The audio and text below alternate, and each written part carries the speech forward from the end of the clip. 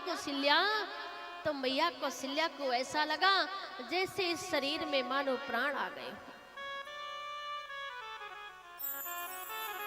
देखा मैया, देवी कौशल्या ने कहा मेरा भरत आ गया, और मैया खड़ी हुई और दौड़ते दौड़ते अपने बेटे भरत को हृदय से लगा लिया, और मैया कौशल्या बड़ी जोर से रोई। बेटा, तेरे पिताश्री स्वर्ग चले गए, तेरा राम भैया वनवास चला गया, ये माँ किसके सामने रोती? आज मेरा बेटा भरत आया है, इसलिए हे बेटा, ऐसा लगा कि समझो मेरा राम मिल गया, मुझे मेरा राम मिल गया। भरत जी ने कहा मैया, मैं आपके सम्मुख खड़े होने लायक नहीं हूं, मेरे कारण मेरे भैया वनवास गए हैं, मेरी माँ की कुबुद्धि के कारण इस महल में ऐसा हाल हुआ है। हे मैया, मैं माफी चाहता हूं। लेकिन देवी कौशल्या ने कहा नहीं भरत, तू तो मेरा लाल है, तू तो मेरा लाडला है। लेकिन एक बात कही मैया कौशल्या ने कि भरत, तू आ गया है, पिताजी का संस्कार करो, अंतिम संस्कार करो, उन्हें अंतिम विदाई दो। भैया भरत जी ने राजा दशरथ जी को अंतिम संस्कार किया। यहां शत्रुघ्न जी जो मंथरा है ना, तो मंथरा ने कहा कि मैंने जो आपके लिए आपकी मैया ने वरदान मांगा है ना, इसमें मेरा सहयोग ज्यादा है, क्योंकि देवी केकई ने ही कहा था कि भाई मंथरा सहाय विचारी, जब यह मुश्किल आपत्ति आई है ना और मेरा किसी ने साथ नहीं दिया, तो मेरा साथ जो है देवी मंथरा ने दिया है। अब शत्रुघ्न जी ने जो मंथरा का कुबड़ है उसमें एक मुष्टिका का प्रहार किया तो मंथरा महाराज जमीन पर गिर गए।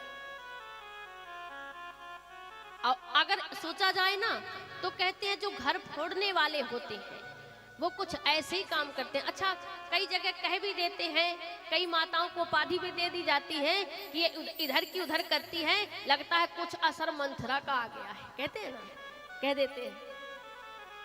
और यहाँ देवी कौशल्या ने कहा हे भरत, मुझे मेरे राम के दर्शन करा दे।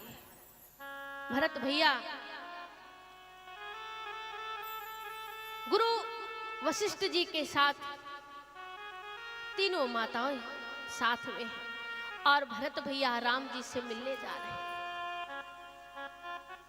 धन्य है भरत भैया का जीवन, जो भरत भैया ने रथ पर पैर नहीं रखा, सारथी चल रहे हैं, रथ जा रहे हैं। गुरुदेव आप विराजमान हो जाइए, लेकिन मैं तो राम का दास हूं, जहां से मेरे भैया राम गए हैं ये भरत वहीं से जाएगा।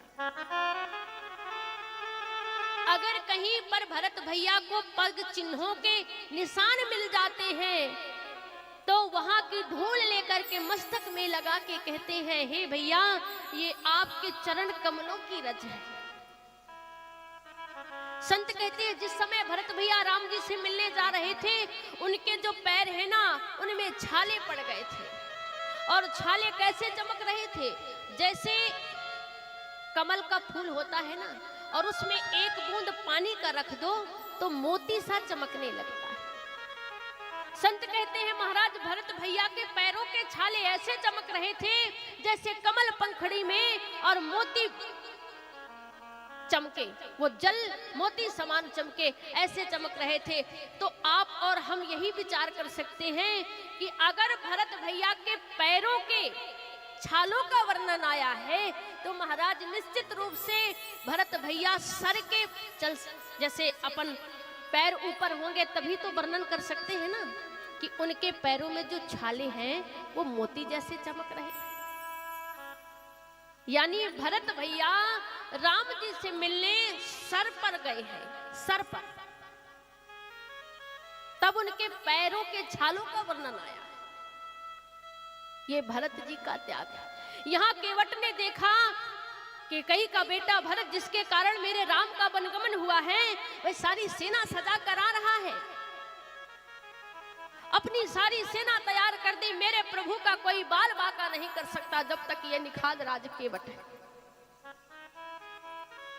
लेकिन वहां एक बुजुर्ग ने कहा, हे केवट, किसी पर प्रहार करना अच्छी बात नहीं, आप छुप जाइए, पहले देखिए भरत भैया का व्यवहार कैसा है, भरत के विचार कैसे हैं। और जब केवट ने श्री भरत भैया को देखा तो ऐसा लगा कि राम जी से, राघव जी से मैं दोबारा मिल रहा हूं। भरत भैया ने केवट को आंग में भर लिया है। निखाद राज केवट, सुमंत्र के द्वारा मुझे सब प्राप्त हुआ है, तुम्हें राम जी ने सखा बोला है, सखा।